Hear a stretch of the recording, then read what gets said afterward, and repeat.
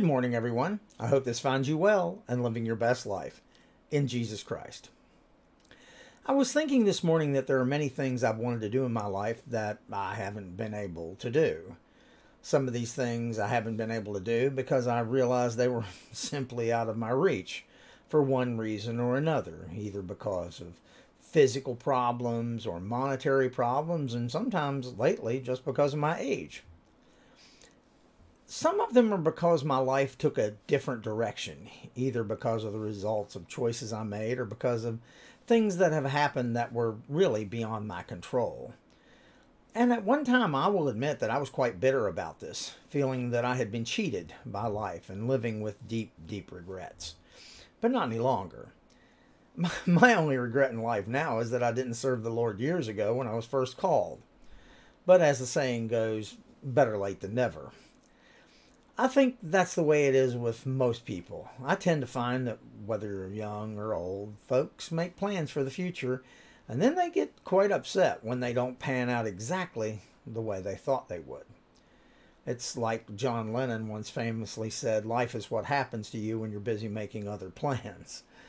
I know a lot of people, both young and old, who have really deep regrets because they think they were somehow cheated out of things that they wanted to do because of life circumstance. And a lot of times these folks, for whatever reason, seem to think that it's God's fault somehow. I'll give you an example. I spoke to an older lady the other day who told me that she regretted that she didn't spend more time with her husband before he passed away. And she admitted that when he died, she felt cheated by God. And she still harbored bitterness even after many, many years. After talking to her for a bit, I realized that her regrets weren't so much with God as with herself. She admitted that she and her husband were terribly busy with their professions, and they both worked hard at them, figuring that later, when they retired, there would be time to spend together. Well, it didn't work out that way, and now she lives daily with all kinds of regrets. Even though she's now retired and living quite comfortably, even though she has family around her and many, many great blessings from the Lord, she's quite bitter because of what might have been. What might have been. That reminds me of a poet named John Greenleaf Whittier who wrote, "For all sad words of tongue or pen, the saddest of these, it might have been."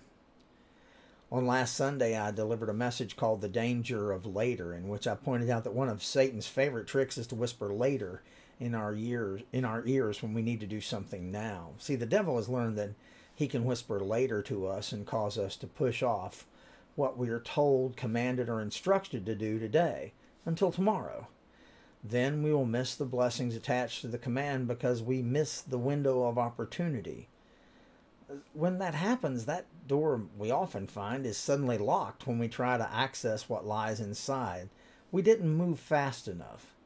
The door was locked because we were just too late. In 2 Corinthians 6:2, Paul said, "Behold, now is the acceptable time. Behold, now is the day of salvation." There's another version called The Message, which puts it this way: well, now is the right time to listen, the day to be helped. Don't put it off. Don't frustrate God's work by showing up late. Paul's statement here addresses more than just the saving of our souls. It extends to saving every area of our spiritual and daily life. He says we need to serve now, not later, as Satan suggests. See, we're blessed with each day, each minute, each breath. We're blessed to have so many opportunities to serve the Lord. Opportunities to serve others, opportunities to make use of our time and talents and treasures to serve Him, opportunities to deepen our relationship with the Lord, our family, our friends, and our brothers and sisters in Christ, opportunities to serve in the church, opportunities to fix broken relationships. So many opportunities. We know we should, but we say later. I admit I'm often like that. As I said on Sunday, my knower is bigger than my doer. My intention is greater than my endeavor. I plan to when I get around to it. Well, what I've discovered is what we need to do is just get around to it.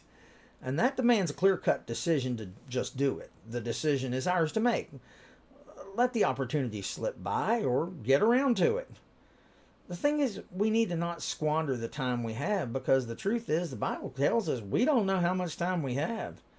I guarantee you that whatever that is, that moment will not come again. We're not guaranteed tomorrow by any means.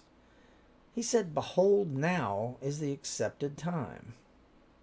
So if opportunity knocks, if duty calls, will you get around to it? When will you get around to it? If not, then who? If not now, then when? See, it's later now than it's ever been, and time definitely will not stand still. I want to challenge you today to look at what God has instructed you to do. What have you been instructed to do that you put off? Have you been instructed to write devotionals, write a book, write a song, make a call, start a routine, start a youth program, sing in church, help a neighbor, talk to a stranger? Whatever it is, I encourage you that now is the accepted time. Today I challenge you to make something new. Make some joy. Don't wait and then have bitterness and regret in your life. Don't leave that song unsung, that word unspoken. Don't wait to serve the Lord.